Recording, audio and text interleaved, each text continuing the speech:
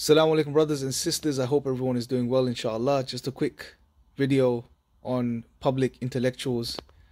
Be very careful. Be very, very careful. I know they're all over the internet. We love watching this stuff. And sure, they have some really good stuff to say in regards to certain topics, but it doesn't mean that everything they say is true.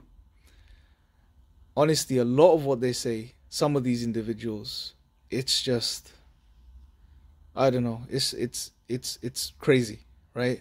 I've linked a video in the description box below of Yuval Noah Harari. I think that's how you say his name. He wrote the book Sapiens, I think, if I think that was the title. Yeah, the guy's speaking about religion and he's absolutely clueless. You know, he's asked about the relevance and significance of religion today, and one of the first things he highlights is that sure, religion has given us some good, but there's a lot of bad as well, a lot of bloodshed and corruption and evil that's come from religion. Well, that's true. However, that also applies to modernity, which is underpinned by this secular atheism. So, I mean, and there's many examples of this. There's a very good book called War and Peace in Islam where the author tallies up the figures and he highlights that the anti-theists are right on top of the list. And therefore, point being that, well, if you're using that or positing that as an argument against religion, in particular Islam, which I don't think was the case, but religion even in general, then you have to use that as an argument against modernity.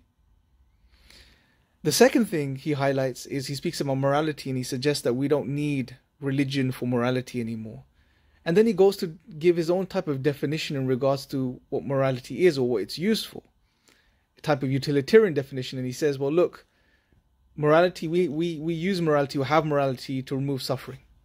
And that's simply the role of morality, and therefore we can come up with certain ideas or theories or philosophies which can help us do that. Now that's highly problematic in itself. For one, that doesn't account for morality, whether it's objective or not. And I assume he would not be concerned with that. It's all about just utility. And there's issues with this. Well, why is that the case? Where did you get this principle from in the first place? Why is it all about suffering?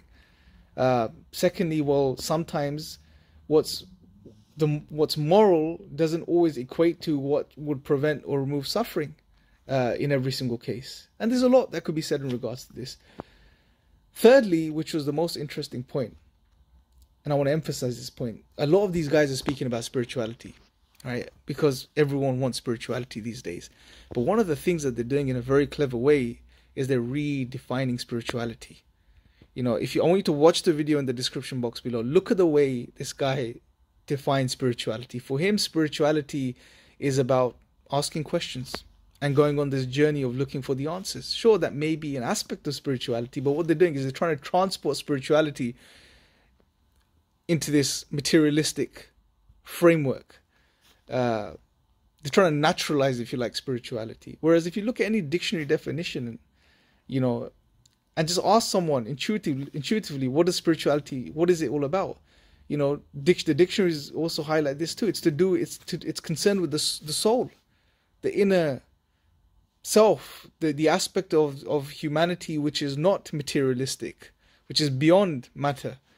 But they're trying to remove this or undermine this definition because they're trying to provide an alternative, a naturalistic, materialistic type of alternative to spirituality. So for him, spirituality is about asking questions. And he says, well, now he defines it, and then he says, well, religion's the opposite of this because religion just gives you answers and therefore kills spirituality. And I thought that was hilarious. It was so funny, subhanAllah. But anyway, point being, be very careful, guys, of these individuals. They're popular. They have a lot of good to say, but not everything they say is true. So don't be misled. Watch the clip. Let me know your thoughts in the comment section below. Until next time, take care.